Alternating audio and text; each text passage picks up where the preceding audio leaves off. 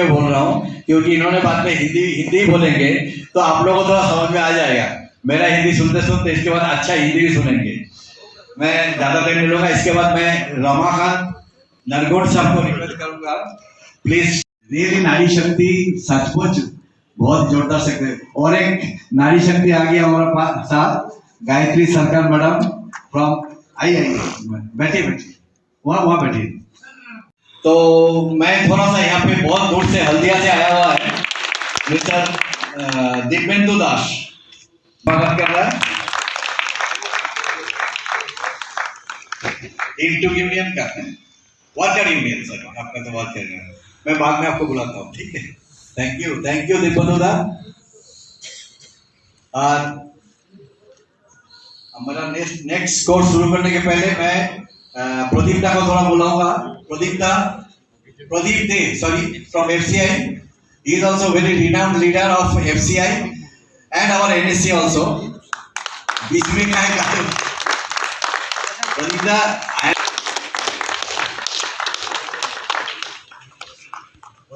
आपके बिना NSC अधूरा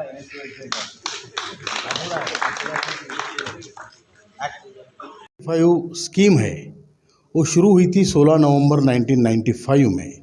ये सभी इंडस्ट्रियल वर्कर्स के सोशल सिक्योरिटी के लिए स्कीम थी। Whether they are private employees, government के हो, सेमी गवर्नमेंट इंडस्ट्रीज़ के हो, PSUs के हो, ये सारे इंडस्ट्री जितनी भी इंडिया में है उसके लिए स्कीम शुरू हुई थी। और ये कॉन्ट्रीब्यूटरी स्कीम थी। मतलब हर महीने 1995 से लोगों ने हर महीने पेंशन के लिए पैसे भरे हैं।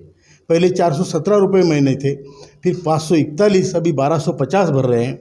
और जब 35-40 साल के सर्विस के बाद इनको पेंशन मिल रहा है 200 रुपये, 300 रुपये, ज़्यादा से ज़्यादा 1000 रुपये, 2500 आजकल। और 2014 में ये पेंशन आदरणीय प्रधानमंत्री जी ने 1000 रुपये की। लेकिन 1000 रुपये भी आज भी 23 लाख लोगों को ये 1000 रुपये नहीं मिल रहे हैं। किसी न किसी बहाने उनको कम पैसे मिल रहे हैं। तो आप मुझे बताइए कि ये जो लोग हैं, जो हमारे वृद्ध लोग हैं, ज्येष्ठ लोग हैं, रिटायर्ड लोग हैं, ये 1000 रुपये में अपना गुजर बसर कैसे करेंगे? क्या दोनों आदमी की दवाई और खाना हो सकता है? क्या वो बच्चों पे निर्भर होकर जिन्होंने बच्चों को बड़ा किया, बहुत बड़ा डॉक्टर बनाया, इंजीनियर भी बनाया होगा, तो 10 रुपये के लिए उनके सामने हाथ फैलाने पड़ रहे हैं? ये बहुत बड़ी शर्म की बात है हम सब के लिए, हमारे देश के लिए, हमारे लिए, ये सिस्टम के लिए, व्यवस्था के लिए ये शर्म की बात है।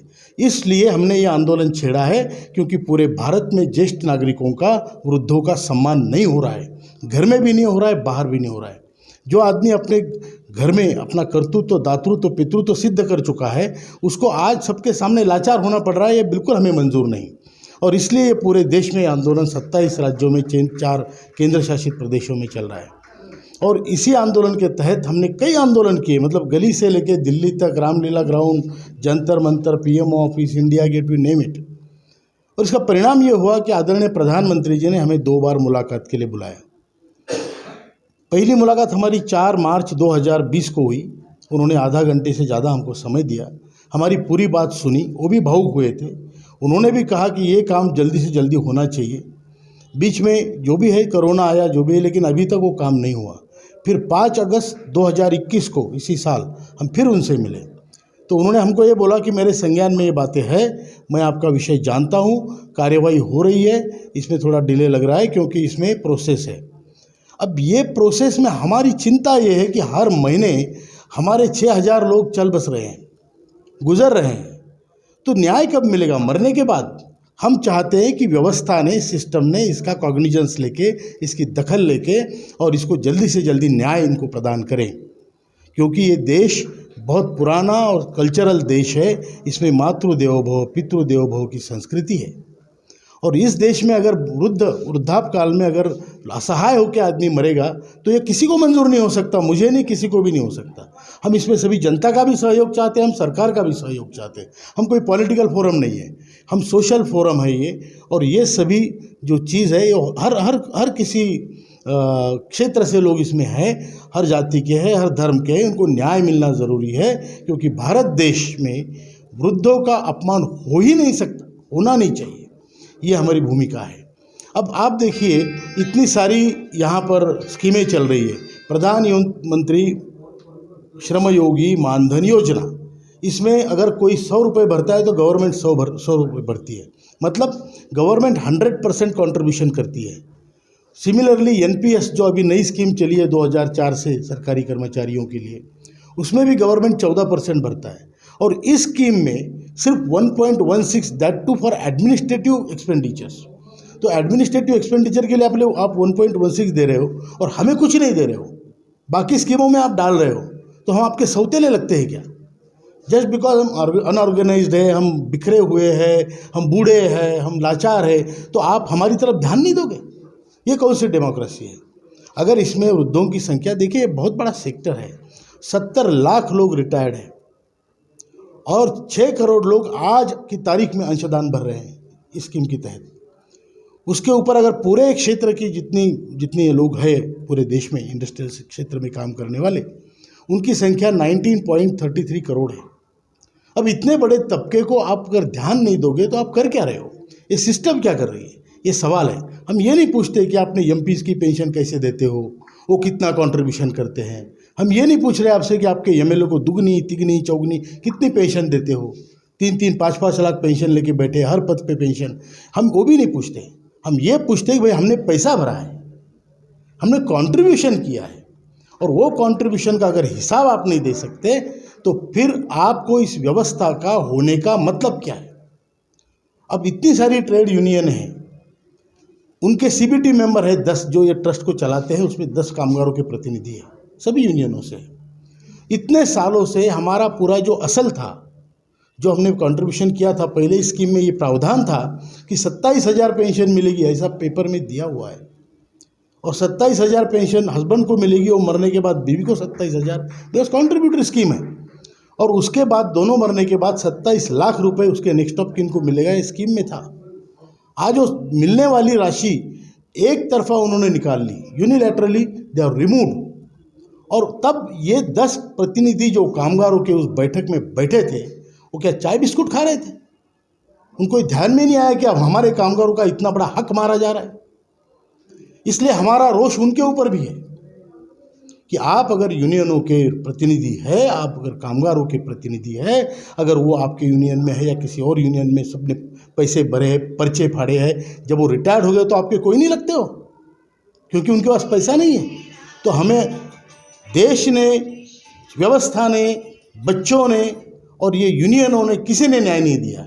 इसलिए हम सब बूढ़े लोग एकत्र होकर लड़ाई कर रहे हैं। इसको हम बड़ी लड़ाई करेंगे, ये व्यवस्था को बदल के रहेंगे।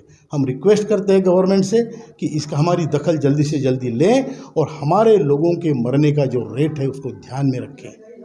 कोई भारतीय मरते हुए इस देश को, इस व्यवस्था को शाप देते हुए मरना बिल्कुल अच्छा नहीं है। सर, नवंबर तक अगर ये मामला नहीं सुलझता है, सुनने में आ रहा है कि आप लोग और भी बड़े आकार में इस आंदोलन को करने जा रहे हो। देखिए, अभी हमें जो अपेक्षा है, 20 तारीख को नवंबर के सीबीटी की मीटिंग हो रही है। अभी ग्रुप ऑफ मिनिस्टर की मीटिंग हुई है, उसके बाद सीबीटी की मीटिंग हो रही है। अब हर कोई तो अपने एंगल से देखेगा, हम ये देख रहे हैं कि इसमें से हमें न्याय मिलेगा। सीबीटी में जितने हमारे प्रतिनिधि है कामगारों के आज की तारीख में 7, उनको हमने खत लिखा है कि आप लोग अगर इस सीबीटी में या तो हमारा मुद्दा उठाओ या उसका त्याग करके बाहर आओ या रेजिग्नेशन दे दो, नहीं तो आपका हम रास्ते पे चलना मुश्किल कर देंगे, क्योंकि आप हमारे प्रतिनिधि हो। बाकी लोगों के उतना हमारा हक नहीं जितना आपके ऊपर है। अब चाहे जो यूनियन से हो, हमें उससे मतलब नहीं। तो ये है। और 20 तारीख को अगर ये सीबीटी में हमारा फैसला नहीं होगा तो फिर हमने कल के हमारी CWC हुई थी जमशेदपुर में कल ही की तारीख में, तो वहीं से हम आ रहे हैं। तो वो सीबीटी में हमने फैसला किया है, अगर ये नहीं होता है तो आंदोलन को हम बहुत बड़ी तरीके से इंटेंसीफाई करेंगे, क्योंकि बूढ़े लोगों ने ये तय किया है कि सड़ते सड़ते मरने से अच्छा है कि हम लड़ते लड़ते मरें। बहुत खूब।